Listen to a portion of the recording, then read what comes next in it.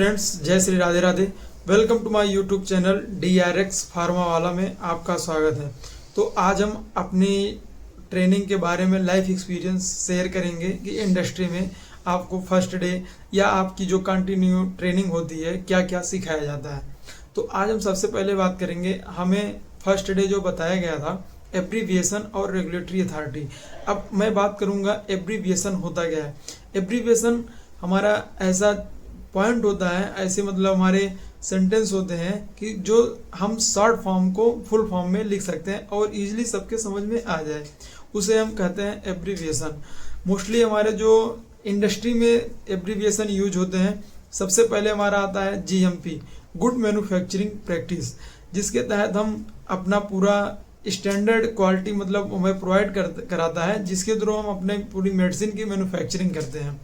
Then आता है good laboratory practice, जो हमारी लेबोरेटरी होती है उसमें हमारे जो सैंपल की टेस्टिंग होती है हम उसको देखते हैं। देन हम बात करते हैं, हमारा आता है next BPR, batch packing record. अब मान लीजिए हम प्रोडक्ट बना लिए हैं, देन हमें पैक करके सेल करना है।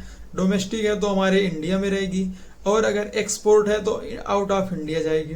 तो सबसे पहले हमें पैकिंग करना बहुत ज़्यादा ज़रूरी होता है। जो भी हमारा प्रोडक्ट है वो कंटिन्यू मतलब वैसे बना रहे जैसे हम पैक करेंगे।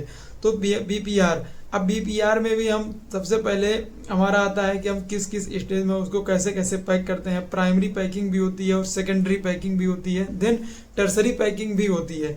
आप लोग इंडस्ट्रियल फार्मेसी में पढ़े होंगे या आप जो फार्मेसी कर रहे हैं वो जरूर पढ़ेंगे कि प्राइमरी सेकेंडरी टर्सरी, सेम वही प्रोसीजर यहाँ भी फॉलो होता है, हमें किस किस प्रकार से पैक करना है।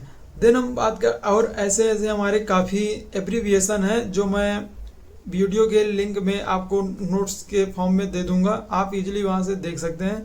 क्योंकि मोस्टली हमारे यहाँ जो भी ट्रेनिंग के दौरान बताया गया था 140 या 150 अप्रॉक्स बताया गया था, जिसमें से बहुत ज़्यादा बताया गया है और जो आप लोग मोस्टली पढ़े भी हैं।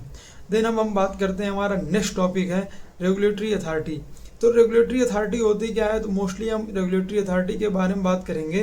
तो हमारा जो रेगुलेटरी अथॉरिटी होता है वो जैसे किसी स्टेट में या किसी कंट्री में जो हमारी मेडिसिन मार्केट में प्रोवाइड होती है उसको हम रेगुलेटरी अथॉरिटी कहते हैं। उसी के दौरान आप कह सकते हैं, उसी के तहत, उसी के परमिशन से हमें दवा मिलती है। जब अदर कंट्री में दवा को सेल करते हैं, एक्सपोर्ट करते हैं, तो हमें वहाँ की भी रेगुलेटरी अथॉरिटी का परमिशन लेना और दवा को बना के एक्सपोर्ट करना हमें बहुत ज़्यादा ज़रूरी होता है। तो मोस्टली हमारा जो है US FDA, USA का हमारा है United state food of drug and administration, ये हमारा वहाँ की रेगुलेटरी अथॉरिटी होती है, जिसके तहत हम दवा बना के वहीं का रूल फॉलो करके बनाते हैं।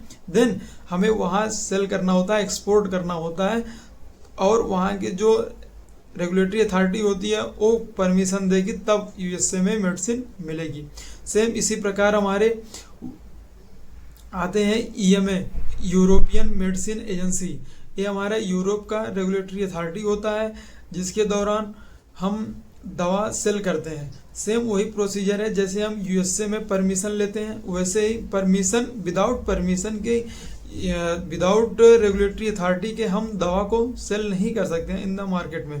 देन अब हम बात करते हैं, ऐसे काफ़ी प्रकार से हमारे जो है रेगुलेटरी अथॉरिटी होती है, जो मैं सबको एक्सप्लेन नहीं कर सकता हूँ क्योंकि बहुत सारी कंट्री की होती है, और मैं PDF फॉर्म में आपको नोट्स ज़रूर दे दूंगा, आप वहाँ से पढ़ लेना।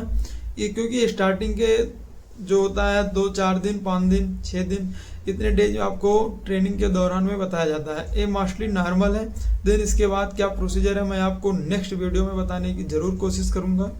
और यदि आपको वीडियो में कहीं कुछ भी डाउट है, आप कुछ भी फार्मा से रिलेटेड कुछ भी आप पूछ सकते हैं और कमेंट कर सकते हैं, तो मैं आपको नेक्स्ट वीडियो में ज़रूर से ज़रूर एक्सप्लेन करने की कोशिश करूँगा। Thank you. जय श्री राधे राधे फ्रेंड्स।